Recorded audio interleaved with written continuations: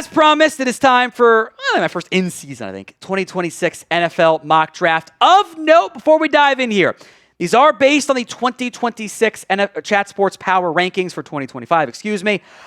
It's weird, it's awkward. If you don't like it, I'll have the link to the Power Rankings in the comments. You can go complain over there. Look, your team's good or it's not. Don't freak out too much about it. I will say this when it comes to the 2026 NFL draft. I have zero idea who is actually going to be the number one pick. Heck, I don't even know who's going to go pro at quarterback. It is wildly unknown because some of the top current players in college football quarterback-wise, among the top betting favorites here, guys like Dante Moore, guys like Ty Simpson, well, they haven't played very much football. Fernando Mendoza is the current betting favorite. I actually don't hate that. LaNorris Sellers has a lot of upside, but he's not a finished product yet. All these guys, pretty much except for Garrett Nussmeier, can go back to school. There's other players who have peaked and fallen, Aller and Arch and all these guys. The quarterback class has a bunch of intriguing options, but nobody yet has cemented themselves as the obvious name, which makes it tough to figure out who the heck is the first quarterback taken in the 2026 NFL Draft. Get your predictions in for me right now in the comments section of today's show. I will do some teasing. I'm just going to ride, for the most part, with the draft odds, and it's so early. If you want to plug in somebody else, I get it. There's like 8 guys you can claim should at least have a chance to go in round 1 of this year's draft. Let's dive in then. Jets pick a number 1 overall. Got to get a quarterback. I'll go with Fernando Mendoza. I'm just kind of going to ride the draft odds order because I don't think anyone knows how the quarterback class will play out. I like Mendoza. He does a lot of the real quarterbacking stuff right. I do wonder just how high his ceiling is. Is it top 5? Is it top 10 among QBs? I do think he offers you enough like actual quarterback play given what the Jets coaching staff did in Detroit, that they think they'd be able to maximize him pretty well. Titans won't go quarterback at number 2 overall. How about maybe the best player in college football, Rueben Bain, the edge rusher out of Miami. Pain for Bain is the draft tanking mantra we're going to go with here. He's been awesome. You know, they lose Harold Landry last year. They don't have another legit edge rusher yet. There's some intrigue with some of the young pieces, but I think Rueben Bain instantly upgrades that Titans defense. I honestly didn't know what to do with the Dolphins at 3. I almost thought about quarterback, but they'll probably give Tua one more year, would be my guess. I'm going to pencil in Peter Woods, the defense tackle from Clemson. Slow start to the year, doing better right now. We'll see if that continues for Clemson. The Dolphins' defense in general is just a mess. Might be a coaching issue. I get they spent a first-round pick on Kenneth Grant, but they need more that's actually good on that front. Corner is the obvious one, but it's not a corner worth taking in the top 5. They're an obvious trade down candidate. The Raiders at number 4. I think LaNorris Sellers has the most upside of any quarterback in this class with his size, his sheer strength, both like his body strength and his arm strength and mobility. He's not a finished product yet.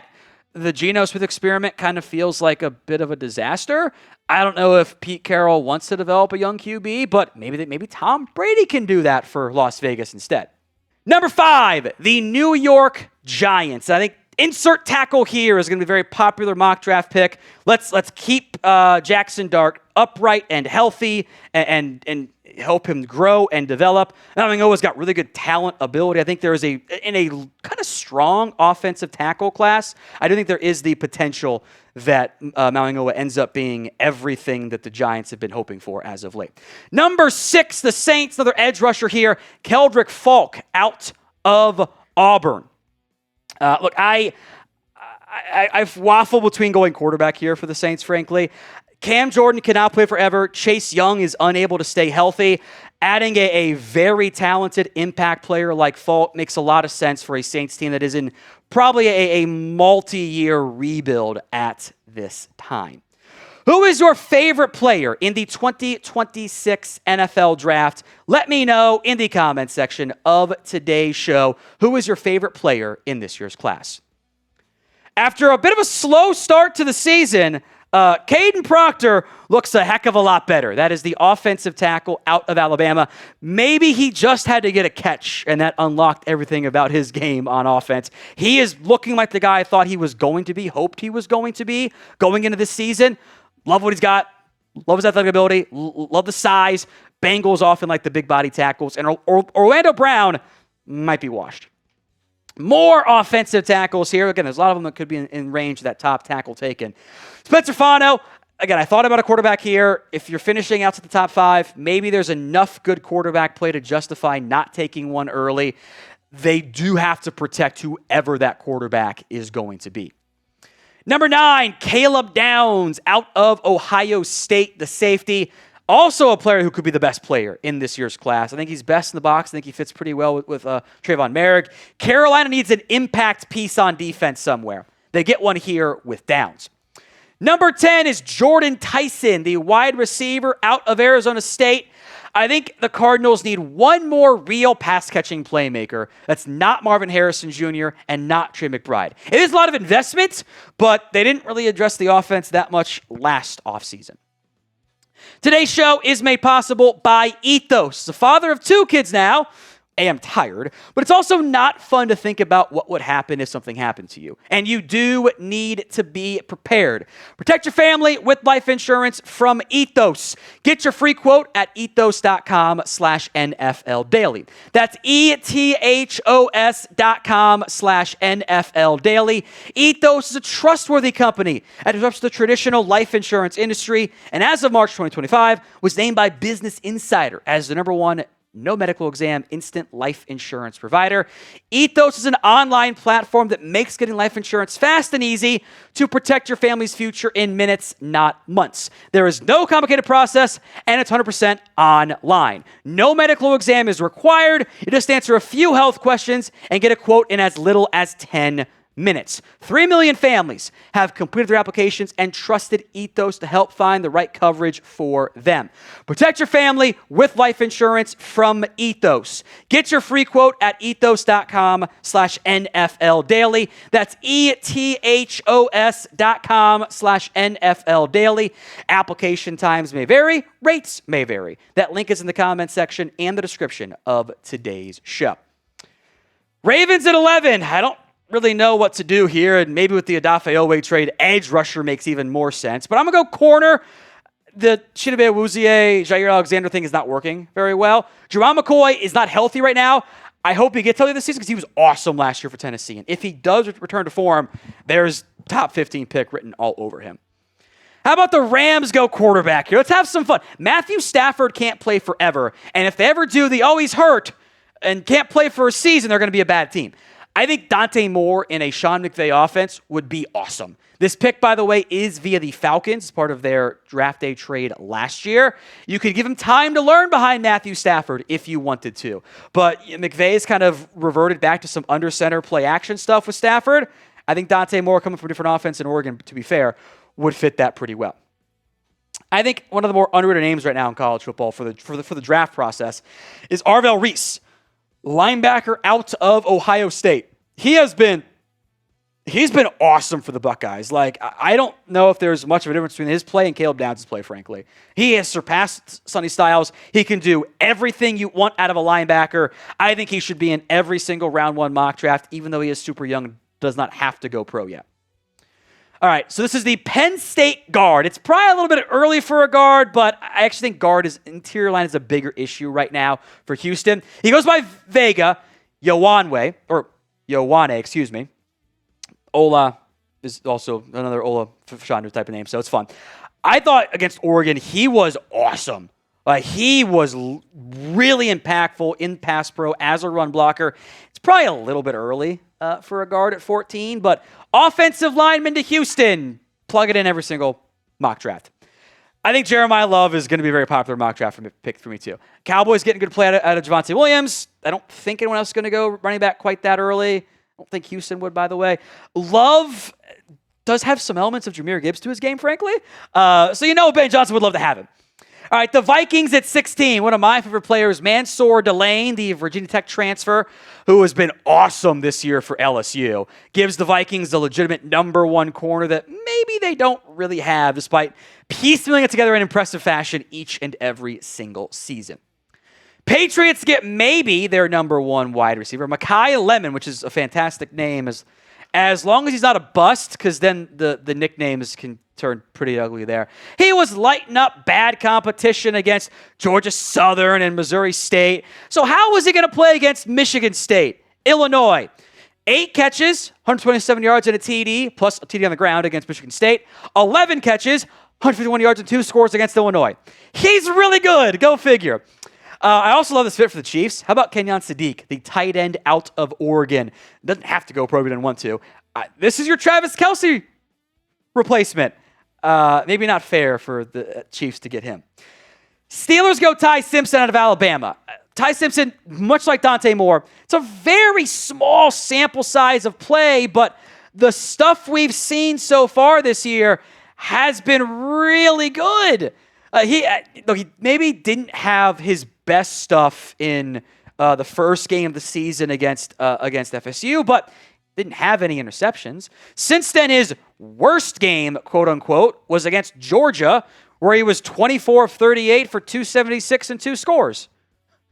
He's been lights out so far this year. A lot more challenging games to come. We'll get a better feel for how good he actually is against, programs like Tennessee as they move further into the campaign. How does he look against Missouri, LSU, Oklahoma? But I love what I've seen from Ty Simpson. I think he fits decently the Arthur Smith offense. I think he can definitely do some play action stuff that we know how much Arthur Smith loves. How many quarterbacks go in round 1 this year? Let me know in the comments section of today's show. Get those predictions in right now. I will say, I did this Chargers pick in the mock draft before the Odafe Oweh trade. But I was right to point out, hey, they needed some pass rush help. Of note for Odafe Oweh, he is a free agent after this year, so still applies. Getting some pass rush juice is needed. TJ Parker, Peter Downs, Avion Terrell didn't have the best start to their season. They were better last week. It was a bad team. Hopefully that continues.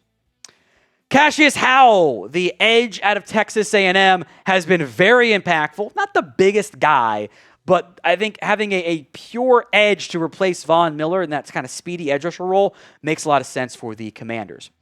Kind of don't think Reek Wollen's going to stick around into next season for Seattle. I think something's going to happen there. We'll see. Avion Terrell, bit of a slow start, playing better like Clemson did at least against North Carolina. Another outside corner option. Look, I've been impressed by Josh Jobe, but I've been impressed by Darion Kendrick. I question if those are reliable long-term pieces. Number 23, the Rams take Caleb Lomu, the other offensive tackle out of Utah. Help keep that new franchise quarterback and/or Matthew Stafford upright. Cardell Tate's been balling this year. Every time there's a big play needed to be made, he's the one making. He's benefiting from so much attention being paid to Jeremiah Smith. But Cortland Sutton would get the attention still in Denver. I think that's actually a good fit for Sean Payton's offense. A.J. Harris been a little bit up and down. The UCLA game was a nightmare for everyone at the Penn State program. This pick from the Jags, not as high as the Browns thought it was going to be, it feels like right now. But Greg Newsome, Martin Emerson are both free agents in Cleveland. If you guys want more NFL mock drafts, hit that sub button so you don't miss out. YouTube.com/chatsportstv.